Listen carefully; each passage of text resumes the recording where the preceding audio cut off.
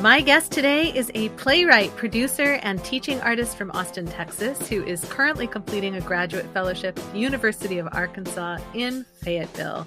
My guest is Adrienne Dawes. I'm Aiden Meepom, and this is the Changed Podcast.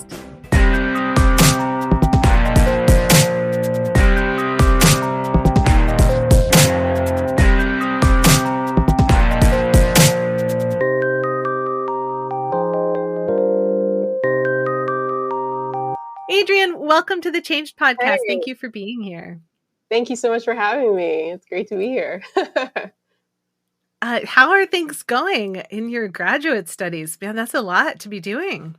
And so I've now been in Zoom grad school longer than I've been in in-person grad school. So it's been wild. It's definitely been different than I could have ever imagined.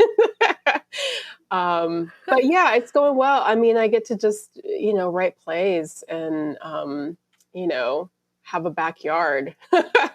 So those parts of it are really, yeah. Yeah. Now, those who know you, mostly folks in the Austin, Texas theater and theater patron community, know you as a playwright already. You've got several amazingly successful plays under your belt. What inspired you to go to grad school? It's something, this is my third time applying. So, and it's funny because I was like, after this third application, if I don't get in, I'm just not going to go. It's probably just not in the stars for me. But I've been interested in teaching. It's just always something you kind of want. I think it's like grass is greener. Like if you don't have the MFA, you're constantly wondering, well, would my career look different? Would I have more opportunity if I had it? And I think once you have it, you're like, I didn't need to do this. Why did I put myself through this? So I'm on the other side now, here to tell you that you probably don't need this degree. Maybe if you want to teach, or maybe if your undergrad was in a totally different area of the arts, or maybe not even the arts, I could see that. But it's a very weird experience. But I think what makes it nice is that I'm with really cool people. So I think if you find a place where the people you're in a program with are very cool, then that kind of helps with all the other things that are annoying about being a graduate student. That makes sense. I mean, that's true about most places. Those who are happiest at work are happy there because of the teams that they're working with. Those who are happiest at school are happiest because of the people they're studying with. It makes perfect sense. I am curious, of all the plays that you've already written and produced, do you have a favorite? Is that weird? Is that like asking which one's your favorite child? It is exactly like asking which is my favorite child. Yeah. I love them all in different ways, and some of them are more successful than others, and other people love them more, which is really awkward too when someone's like, oh, I love this one kid, this other one, she's trash. But I love them. I love them all. And they've all been like a weird teaching, even the stuff that's super embarrassing to me. It's like, I remember the lesson, or like where I was in my life when I was trying to save this thing that was very cluttered or not clear. So I appreciate them all. I think only a few of them are like excruciatingly embarrassing to me. But yeah, the lane I'm in right now is really fun. I've just kind of been in this like comedy farce space, just I think as an escape from like the hellscape that we're living in. It's been really fun to own the power of like, oh, like silly escape is also very powerful and can bring community together. And like, this is also as important as the stories I want to tell that are much more about like social issues and injustice. Like those are also very important, but I think I'm leaning into, for right now, I'm leaning into like the comedy space of like, what silly story can I tell to just entertain us and take us away for 2 hours, So it's fun. That's a really good point. Theater plays such an interesting role in community and history and society, right? Like your previous works played a role, I think, in as a change making apparatus, bringing these social issues to the front of mind so people can see and reflect and make changes. But do comedies have that same effect, or do they just relieve stress? What do you think?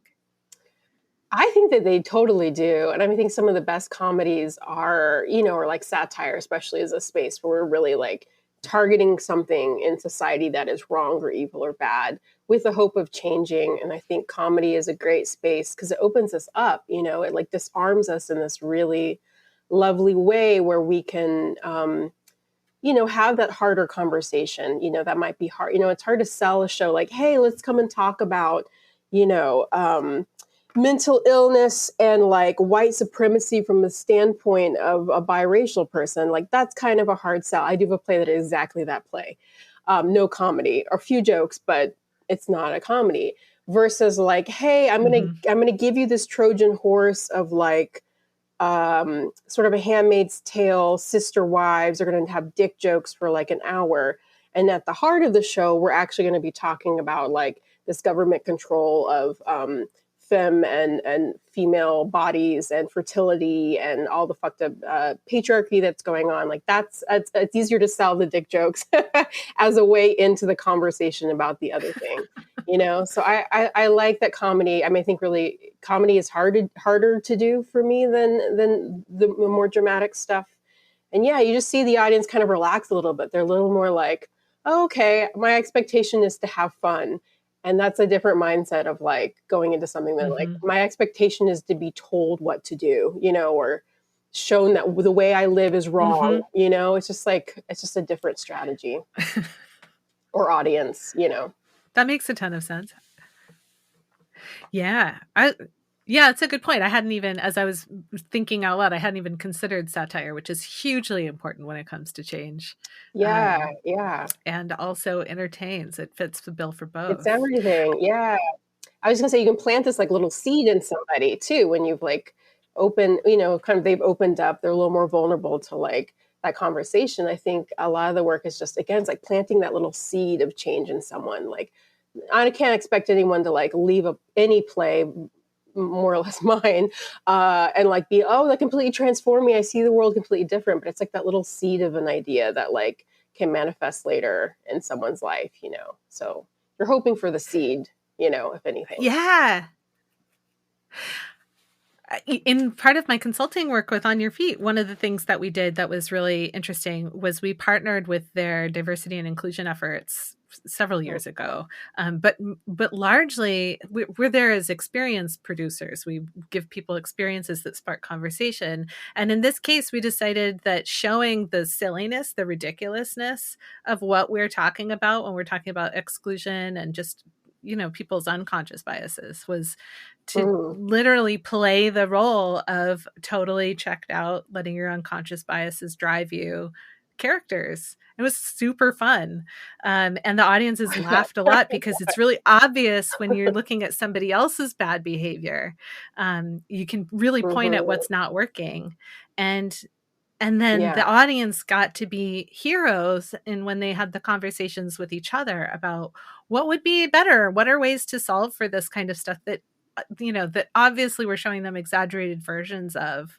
And so it was like a really helpful way to diffuse the tension of being like, hey, everybody, come on in here. We want to talk about creating inclusive spaces.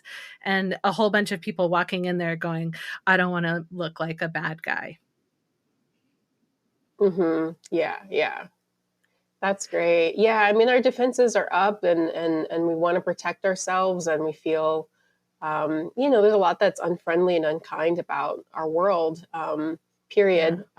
Historically, currently, and probably in the future as well. So those defenses make a lot of sense, and it feels like comedy and the art, and just the art's expression, anything that really lets people kind of at least examine the defenses, and I do that a lot personally too, just like wondering, like, am I setting a clear boundary or am I cutting myself off from like an experience, for example? I think about that a lot. Like, what's the line of like, you know, because as you get older too, you're like, Mm. you know, I feel like more and more my walls get moving in closer where I'm like, nope, not doing that, not doing that, not engaging, not gonna, you know what I mean? And then so every once in a while I kind of stop and go, wait, am I just like completely closing myself off from a person or an experience or a place because I've been told something, or is that like a protective measure? Is that my body, my experience actually saying, no, no, no, you're not going to enjoy this. Protect yourself, you know? I don't know. Right. Past experience makes a great teacher. So Yeah. there is a lot of wisdom in listening to those past experiences saying, maybe not this time. I think you've been down Yeah. that path." But then there is, as you say, the other side of the coin where it's easy to let those experiences inform unrelated experiences because of the fear of this thing that you did Yeah. actually go through. Yeah. Um, when it comes to the big concept of change, when you think about change, do you tend to think about change in global terms, like the inspiration for your place? Or when you Hmm. initially hear that word, do you think more internally about changes that you've been through or that you want to go through? I think probably the latter. Yeah. I think maybe a more on a personal, although there are definitely connections to outward changes in my life or in my environment. But yeah, I think more about internally, you know, where I've been resistant to change and where I've been like dying for change, like actually like putting myself very intentionally in experiences because I know it's going to break up my pattern. I know it's going to make me look at the world or look at myself in a different way. Can you give me an example of a change that you were like, ah, no, and then when you were like, please change? Um, Well, I mean, more recently, it's been like around grad school and like my boundaries about, you know, they're like, hey, come take this Meisner class. I'm like, no, I'm a playwright. I didn't come for acting school. And I'm sorry. I'm so sorry. I'm so sorry if y'all love Meisner. I know it is. I know it is helpful for some people, but I've seen too many improvisers go into Meisner and come out and all their instincts are gone. And I'm like, what happened? Like, I know you want to be a serious actor, but what happened? Because before you were like so, you know, like you just would make choices, and you know, it just feel like it screwed a lot of really great actors. But I know others really get something from it anyway. That's a boundary for me, or I have a lot of emotions about it. Apparently, I have a lot of opinion about it. But I just, for me, was like, no, you know, I will I think a maybe lot of try the people musical have really cabaret strong class. opinions about Miser. Like, maybe I'm not alone. Yeah, I feel bad, you know, because one person's train, you know, for me, it just does nothing for me, but for someone else, it's like opening up all these things. But yeah, so that's like a recent Yeah. example of me just being like, nope, this is not something I want to do. I don't. There's no discussion about it. Um, but I'll say a lot of so I've moved a whole lot in my life since college, very intentionally. Sometimes it's because I was going where there was a gig, and I just kind of have been following this path of like, hey, there's a job for you, just go and do it, and it's just me, and so it's easy for me to, you know, put myself in storage and just go be somewhere. Um, but when I first moved to Chicago, that was a very intentional. I was actually between like, do I live in Chicago or do I live in New York? And I went the path of like, New York would have been, I knew a lot of people. I went to school in New York. It would have been like in a way easier, although more expensive. And then Chicago was a choice where it's like, I'm not going to know anyone. So who am I away from my family, away from my friends, my support system? Like, I'm going to have to land on my feet and I'm probably going to learn a lot about myself. It worked out. It's fine. I survived. It was great. The first 6 months to a year of any new place is weird, you know, just figuring out who you are and what Yeah. kind of friends you have and all that stuff. But some of it stayed the part I loved about that was like, there's this like essential part of who I am as a human that stays the same no matter what my location is or what I'm doing. And my friends too, there's a quality to the people that I am drawn to that are in my closest circle that kind of stays the same, even as they're wildly different people. So yeah. I love thinking about that balance between routine and change, between seeking stability and seeking shaking it up. And like, I mean, it's one of the things that draws me to talk to everybody about this one idea. Like, who would have thought you could have a whole show dedicated to a single idea? But to me, it's such rich territory because it's this weirdly universal / unique to each individual experience, right? Like, we're all grappling with what that looks like, with what seeking stability versus seeking difference.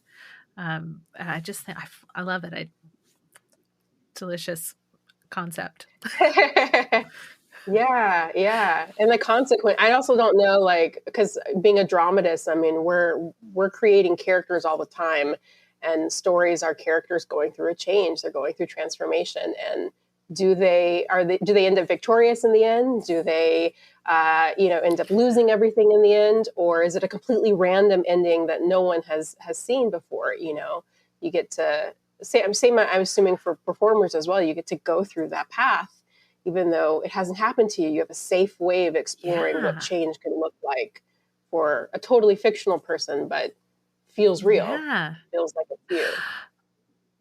That's so interesting. Right. I wonder how compelling a play would be if it was a play about routine, where it was just routine. I wonder what audiences would even do with that, just sitting there and watching the same thing. Like, I feel like they'd be on the edge of their seats being like, something has to change eventually.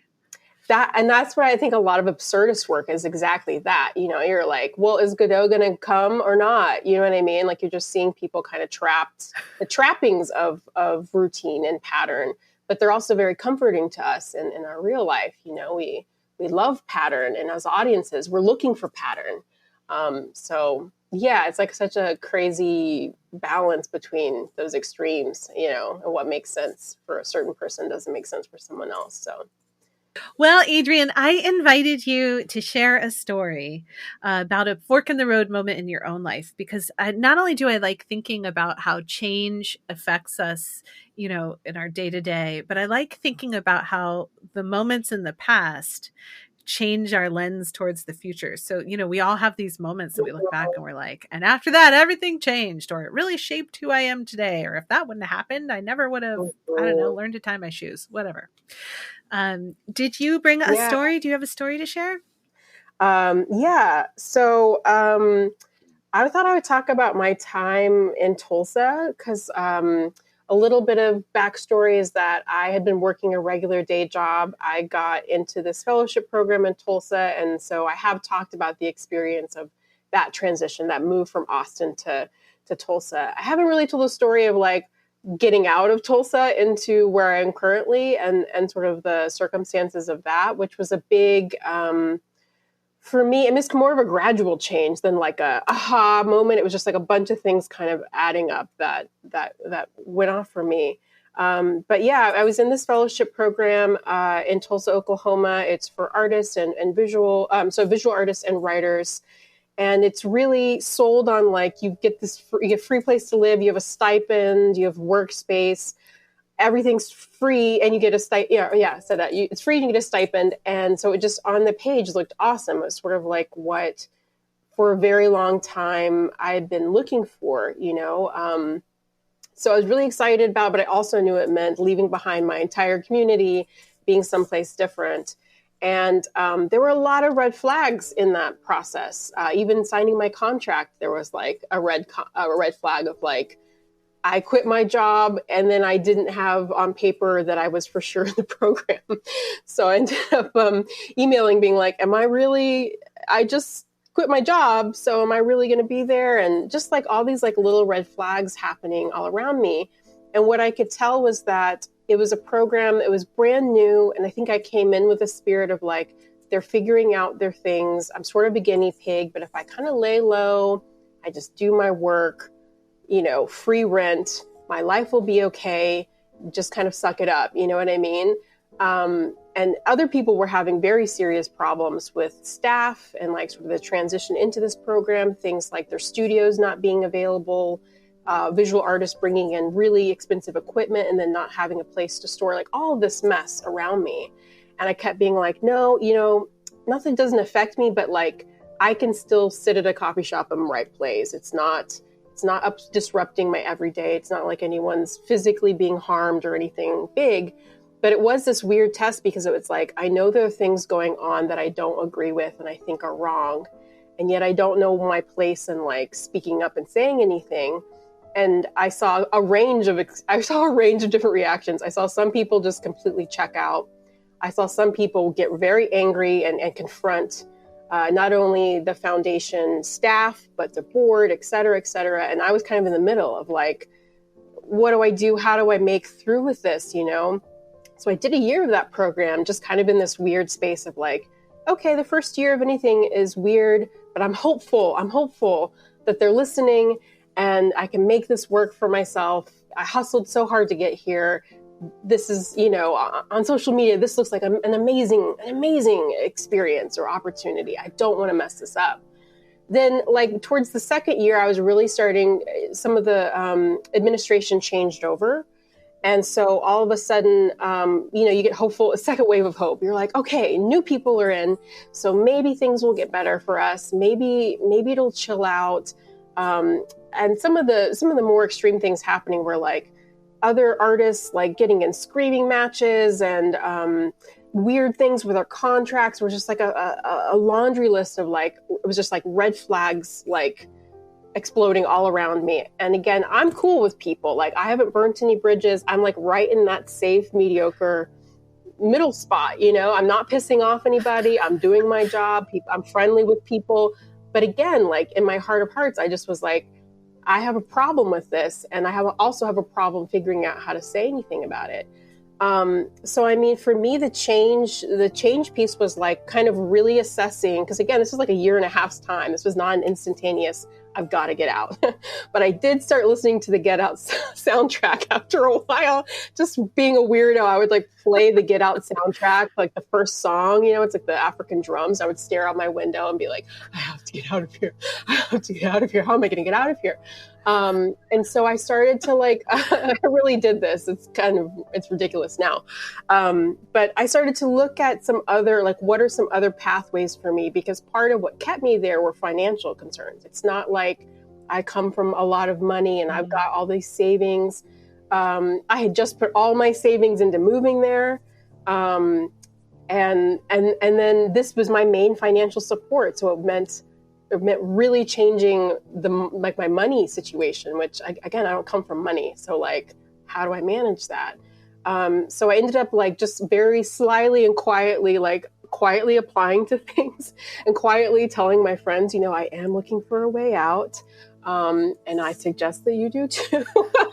You know, everyone had a different relationship. So I don't want to impose on anybody, but I was just like, look, some things are really alarming to me. I think I'm going to make that jump.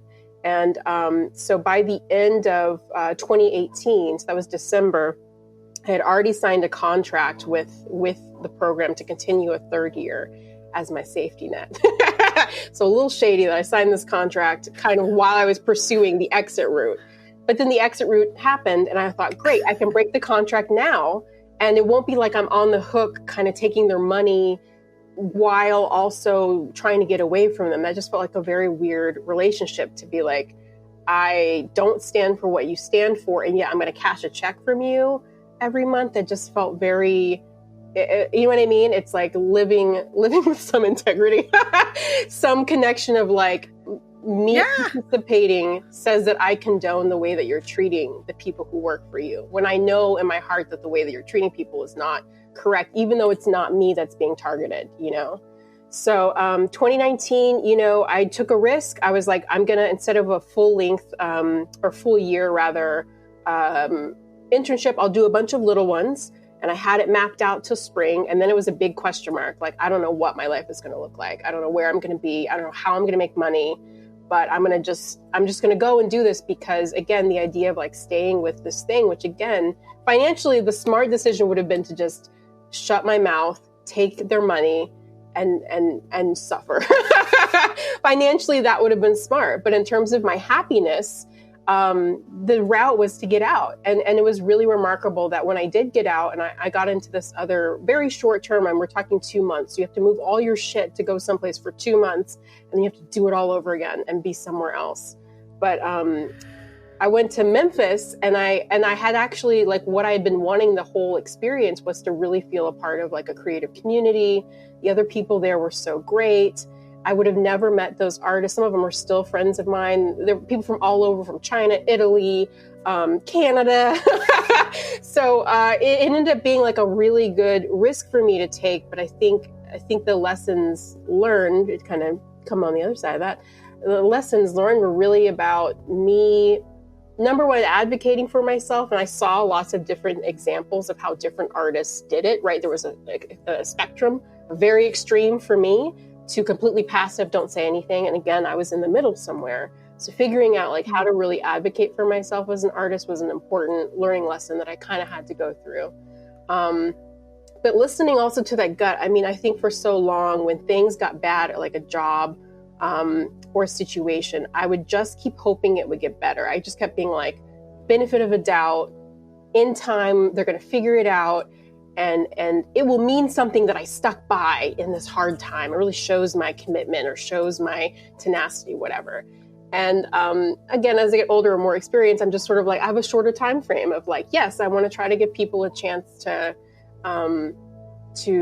course correct or whatever. But also like, there's a window of that before it's like excessive and like it's actually harmful for you to be in this very negative, toxic work environment. I did no writing, by the way, those 2 years. So, I mean, there was a creative, oh no. Yeah. I mean, we're there to write. And I mean, I was so distracted by all the drama going on around me in this foundation, this fellowship that really did not know how to run an arts residency. So it was a gamble, both going in, but it was also a gamble to get out. So that's kind of been, I mean, I think, and now like, how I advocate for myself as an artist and also a graduate student, I think is all linked to those experiences. Like I'm a lot more vocal when things aren't working. I'm not afraid to like be like, hey, respectfully, what's going on with this? Why are we doing it this way? So I think that's been like a very difficult, and at times it was really like, how am I going to make money? I had like a surprise surgery during that time too, where it's like, surprise, you need surgery and you have no money. Oh my God. Yeah. So it was like all these things financially being thrown at me. And I just kept being like, no, I cannot go back. I cannot do that anymore, So that's my story of change. I mean, it's a very micro one, but I felt like I talked so much in interviews about like, oh, I got into this cool thing. And I don't think I've really talked about like the disaster of living in Tulsa, Oklahoma. There's great people there. I really don't want to trash on Tulsa because there are great artists that live in that community. But the foundation that I was working with was really, really challenging. And I'm really happy to be out of the cloud. That was that experience because that was very hard. Wow. Well, thank you so much for sharing that story, for sharing your thoughts about advocating for yourself. I think that that's such an important lesson to learn. And it's not obvious or easy is the thing about it. It's like a critical life skill that nobody teaches you and is hard to figure out. Yeah. It's a very like in the middle, like light touch, because if you go too extreme, it can really turn people off or be harmful or be sort of violent. And then on the other hand, if you're just passive and you don't speak up when things are wrong, even if it's not directly happening to you, there are consequences for that. What is it? Like silence is violence. I've heard that said a lot. And that's really been like a key phrase I've been holding on to as a lot of things going on, not just like work, but like a lot of things in the world where it's just like, sure. We don't speak up and we don't talk about, this injustice or this thing that's really, really harming a lot of people, then it's as if you're complicit with those actions, that you aren't speaking up and saying something. So, I have a work example, but I mean, like you get those skills and they apply to like so many aspects of your life. I think that, you get a little bit of practice and it inspires you to be more bold in other parts of your life where you're maybe, you know, maybe you're more limited, and like how to speak up in your relationships or your friendships and say, hey, this is really harmful and I gotta go. That's a hard conversation Yeah. to have. Yeah. Yeah. Yeah, these things are never easy. They're super important though. And I think that when people have the ability um, to speak up and ask important questions gracefully, it can be so powerful. To be Mhm. able to say, not just to speak up and be like, don't talk to me like that, which is, Yeah, yeah. like that's an important, you got to like push the barrier at some point, but to be able to say like, hey, here's what I noticed. I'm super curious what Yeah. you thought of that, because this is what it was Hmm. like for me, and you may not know. So I'm curious, what was that moment like for you? It's like that's we're leveling up now that conversation, um, and I think Yeah.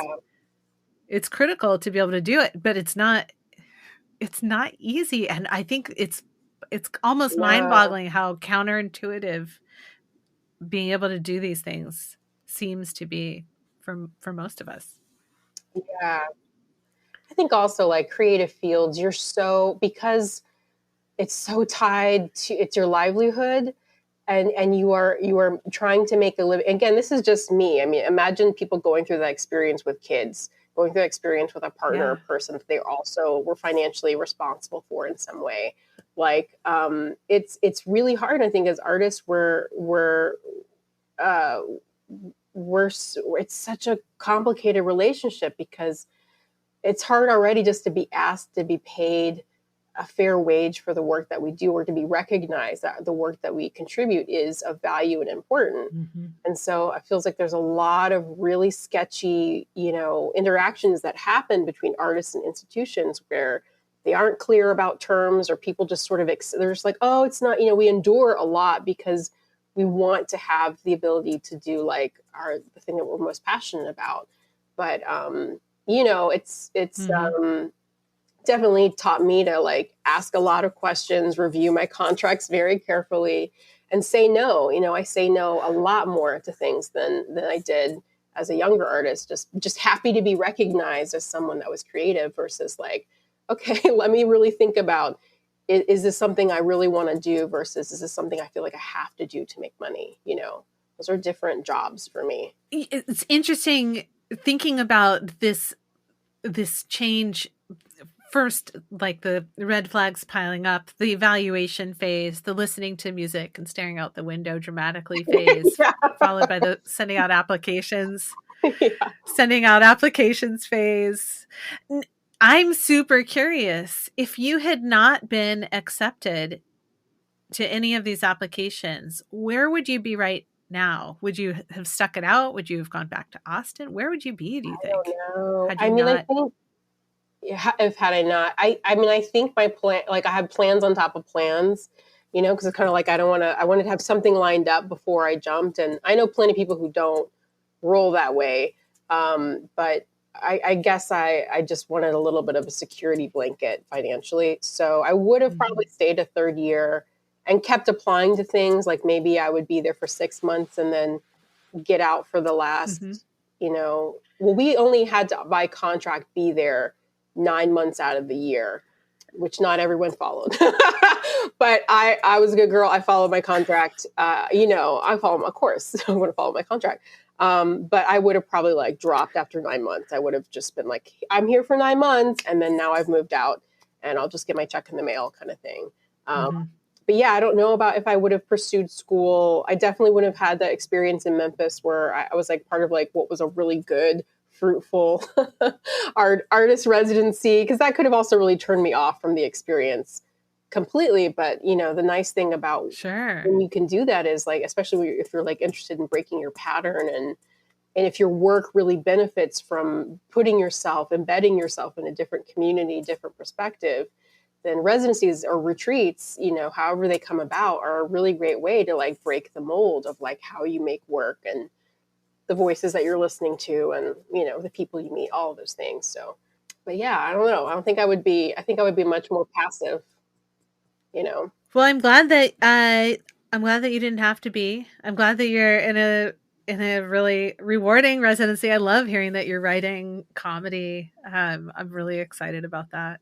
Um, and Great. Yeah. I'm curious, as we kind of bring this conversation to a gentle close, I'm curious what you would love for people to walk away from having listened to this conversation. What would you love them to walk away with, to like advice, Yeah. wisdom, love of the arts, advocacy? I don't know. You tell me. Yeah, pay your artists.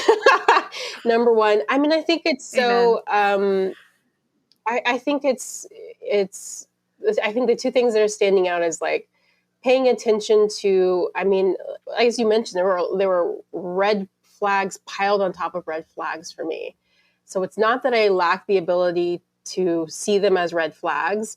I was just sort of like, no, no, no, it's okay, it'll be all right, it'll be all right. This other thing will be better.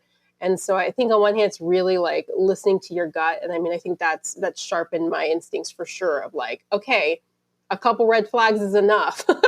You don't need to wait for things to blow up.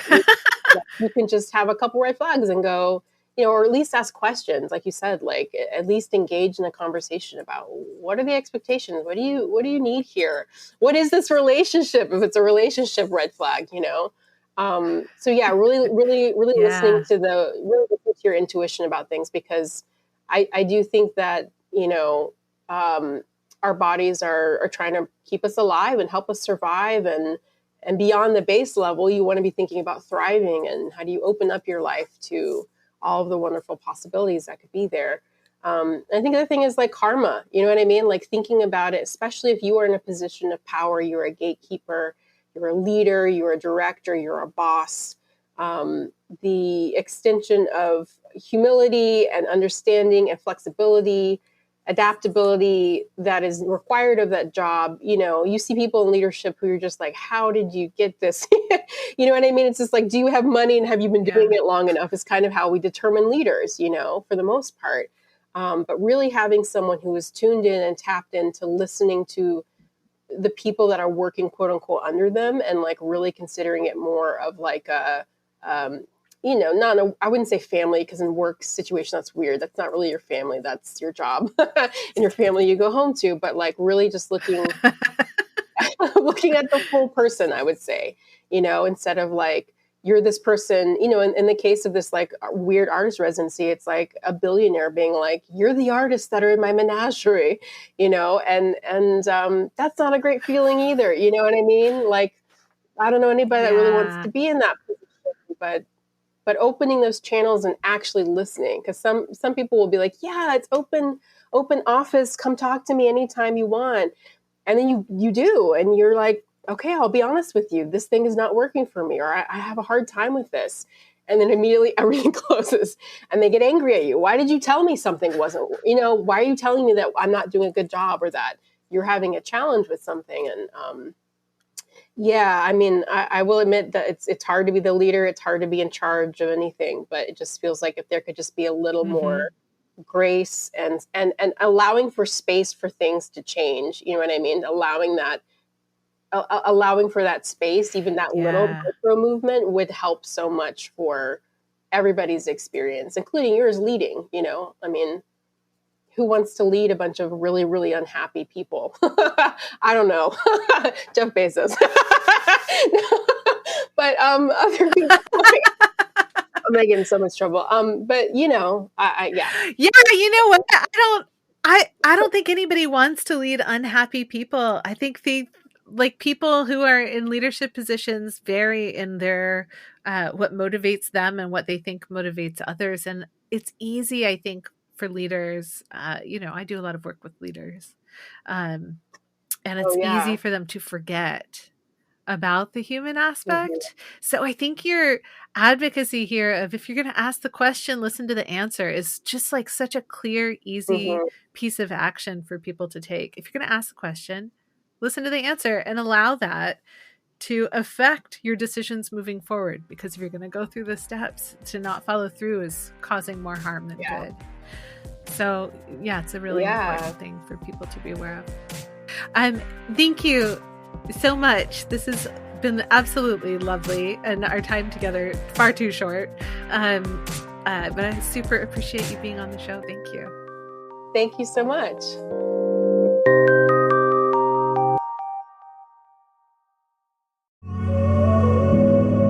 Advocating for yourself isn't always easy, particularly when there are other factors like money and expectations riding on what you do. And because it isn't easy, we can fall into the trap of ignoring red flags and simply waiting to see if it'll get better. It's like that thing where you get a piece of pie or a cookie or something, but it doesn't taste that great, and then you eat it anyway. Like, look, if it doesn't taste great on the first bite, you know it's not going to taste great on the seventh. But how many times have we just gone, I'm eating it anyway? Well, I am here to tell you, you don't have to. You deserve sweeter, more fulfilling desserts. And in terms of work, relationships, and the paths that we take, it's true that sometimes we can change things from the better within, and maybe we should. But there are also times when the best choice is to make the bigger change and just move on to sweeter rewards elsewhere. I want to hear from you. Have thoughts, feelings, sarcastic remarks, or a story to share based on listening to this episode? Help me keep the conversation going. Join the Facebook group, www.facebook.com/groups/ChangeHub. You can check out Adrienne's amazing works at adriennedawes.com. We'll have the links in the show notes for this episode. I want to thank Adrienne for sharing her story and her thoughts.